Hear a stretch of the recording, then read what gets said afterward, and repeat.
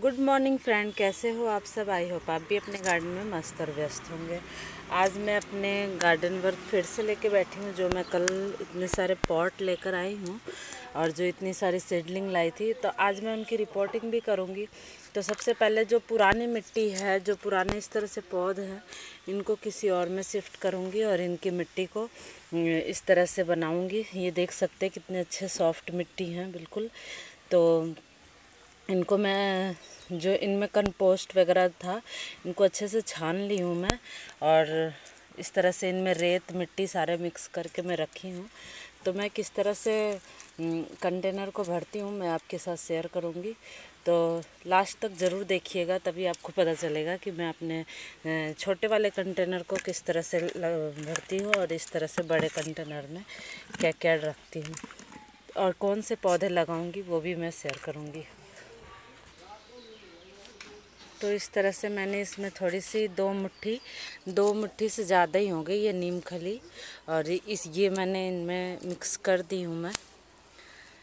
और सबसे पहले तो हमें जो ये मिट्टी होती है ये काफ़ी सॉफ्ट बनानी पड़ती है, क्योंकि जो विंटर्स के फ्लावर होते हैं ना, वो काफ़ी नाजुक से होते हैं। अगर उनमें थोड़ा भी फंगस वगैरह लगा या फिर उनके जड़ों को थोड़ा भी बढ़ने के लिए जगह ना मिले या थोड़ा चिकनी मिट्टी हो, तो वो बहुत ही प्लांट ग्रोथ नहीं करते हैं और फिर फ्लावरिंग भी नहीं कर पाते हैं। और विंटर के ज़्यादा तक प्लांट फ्लावरिंग वाले ही होते हैं। तो अक्सर प्रॉब्लम हमारी मिट्टी की वजह से ही ज़्यादा तक प्रॉब्लम होती है। तो सबसे पहले हमें अपनी जो मिट्टी है वो काफ़ी सॉफ्ट और अच्छी बनानी चाहिए। तो इसमें मैंने थोड़ी सी कोकोपीट भी डाली हूँ, और ताकि हमारी जो मिट्टी है वो काफ़ी हल्की बने। और ये काफ़ी ज़्यादा गमलों के लिए बनाई हूँ, तो मैं इसलिए इसमें सारे मिक्स कर दी हूँ मैं अच्छे से। तो इस तरह से मैंने अपने कंटेनर को भर ली हूँ, देख सकते हैं आप।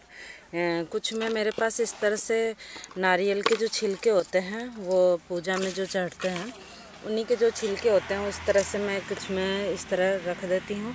और कुछ में इस तरह से सूखे पत्ते जो होते हैं, उनकी टहनियाँ वगैरह जो लत्तर वगैरह का होते हैं, ये काफ़ी नाजुक सा होते हैं, और ये काफ़ी अच्छे से सुखा ली हूँ मैं, ताकि इनमें जो भी चींटियाँ वगैरह हो वो निकल जाए साफ से। तो इनको मैं काफ़ी दिन से धूप में ही रखी थी, तो ये भी बहुत ही अच्छे से ड्राई हो चुके हैं। और इस तरह से इनके जो होल हैं वो अच्छे से चेक करके फिर इसमें क्योंकि ये नर्सरी वाले पॉट होते हैं, तो इसमें तो होल किया ही होता है, फिर भी हम चेक करते हैं। और इस तरह से हम जितने भी कंटेनर हैं तो इसमें इस तरह से करने के बाद फिर इसमें मिट्टी डाल लेंगे हम। और चाहे तो आप इसमें मिट्टी भर के 1-2 दिन के लिए छोड़ के भी रख सकते हैं। फिर 1-2 दिन बाद आप इसमें सीडलिंग वगैरह चाहे पौध जो भी है लगा सकते हैं। पर सीडलिंग काफ़ी छोटी है, तो कहीं वो ज़्यादा दिन ऐसी रखने पे कहीं ख़राब ना हो जाए, इसलिए मैं उनको रिपोर्ट कर दूंगी। इसमें तो नहीं लगाऊंगी, इसमें तो सारे बड़े वाले कंटेनर में मैरीगोल्ड लगाऊंगी, क्योंकि इसीलिए मैं लेकर आई थी मैरीगोल्ड लगाने के लिए। इनकी जो सीडलिंग होती है वो काफ़ी जल्दी ग्रो करती हैं। तो इस तरह से तो फ्रेंड, मैं सारे कंटेनर इसी तरह से भरने के बाद फिर मैं और इस तरह से मैंने अपने धीरे धीरे करके सारे कंटेनर को इस तरह से मैं भर ली हूँ मैं। और देख सकते हैं अभी 2 और रह गए हैं, तो उनके लिए भी और मिट्टी बनाऊंगी, क्योंकि ये बिग साइज़ के हैं कंटेनर, तो इसमें मिट्टी भी ज़्यादा लग रही है। तो अब मैं इनमें पौध भी लगा दूंगी।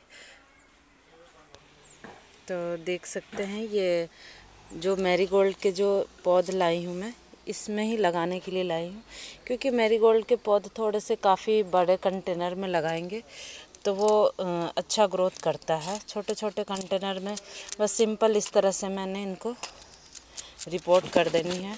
और कुछ टाइम के लिए, इसीलिए अभी मैं सुबह के टाइम में जो कर रही हूँ, वैसे तो इवनिंग के टाइम ही करना चाहिए, लेकिन हमें मिट्टी तैयार करना पड़ता है, तभी जाके हम पौध लगाते हैं, इसलिए उतना टाइम नहीं मिल पाता है, तो मैं अभी के टाइम में ही कर रही हूँ। लेकिन कोई नहीं, आप ऐसी जगह में रखेंगे इस तरह सैडी एरिया में जहाँ बिल्कुल अभी धूप ना आ रही हो, तो ये आपका 1-2 दिन तक आप इधर ही रहने दें। उसके बाद जब ये सेट हो जाए उसके बाद आप इसको फुल सनलाइट में रख सकते हैं। तो इसी तरह मैं धीरे धीरे सारे सीडलिंग लगा दूंगी। और ये देख सकते हैं काफ़ी अच्छे से इनके रूट हो गए हैं। और ये इनको जितनी जल्दी रिपोर्ट कर दूं मैं तो सही रहेगा, नहीं तो फिर ये देख सकते रात भर में ही पौध कैसे हो गए हैं। और उसके बाद इनमें हम वाटरिंग कर देंगे।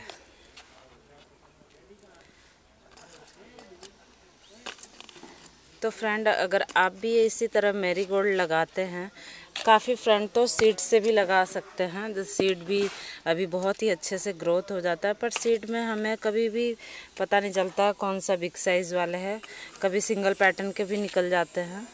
इसीलिए अब ये भी पता नहीं, मैंने उनके ट्रे से ही लाई हूँ, देखते हैं ये कौन से हैं।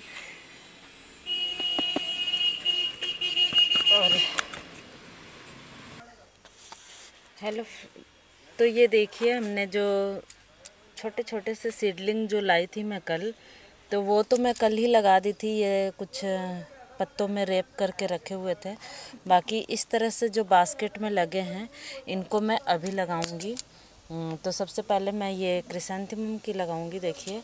और मैंने छोटे वाले भी पॉट को इस तरह से भर ली हूँ मैं, और इनकी भी मिट्टी तैयार कर ली हूँ मैं। तो सबसे पहले मैं इनको निकालती हूँ।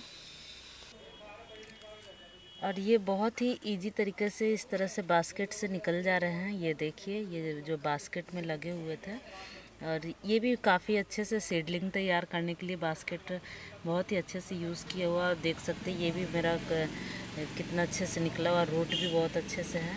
तो बस इनको कोई भी डिस्टर्ब नहीं करूँगी, क्योंकि अभी छोटे से जो छोटे पौध होते हैं उनको बहुत ही प्यार से नाजुक से लगाना पड़ता है।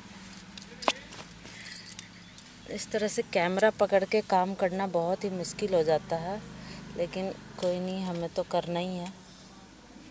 ये देखिए, और इसको इतना कोशिश किया कीजिए कि पूरा मिट्टी ज़्यादा पूरा ना भरे। जैसे जैसे इनकी ग्रोथ अच्छी होते जाएगी फिर इसमें मिट्टी डालेंगे या फिर कंपोस्ट वगैरह।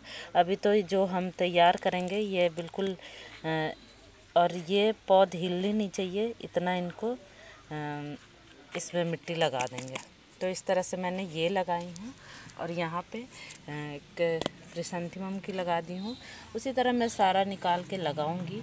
और ये मुझे बास्केट ही बहुत प्यारे लग रहे हैं, तो इनमें मैं जो मेरे पास छोटे छोटे पिटूनिया के सीडलिंग है मैं इनमें लगा दूँगी उनको अभी, क्योंकि मेरे पास भी जो सीडलिंग तैयार हो रहे हैं वो भी काफ़ी छोटे हैं, और उनको अभी डायरेक्ट मैं बिग साइज़ के कंटेनर में लगा दूंगी, तो कहीं वो मर ना जाए ओवर वाटरिंग की वजह से। जैसे आप देख सकते हैं ये छोटी सी पिटूनिया की जो सीडलिंग है इनको मैं इसी में ट्रांसफ़र करूंगी। और ये सारे मेरे जेरेनियम हैं, आई होप सो कि सारे मेरे प्लांट लग जाए, क्योंकि मैं यही मना रही हूँ। और तो फ्रेंड, यही थी कुछ आज की reporting video.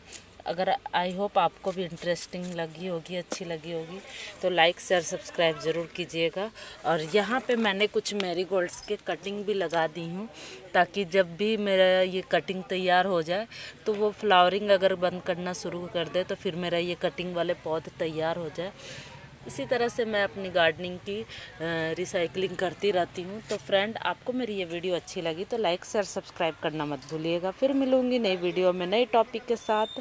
Okay friend, bye.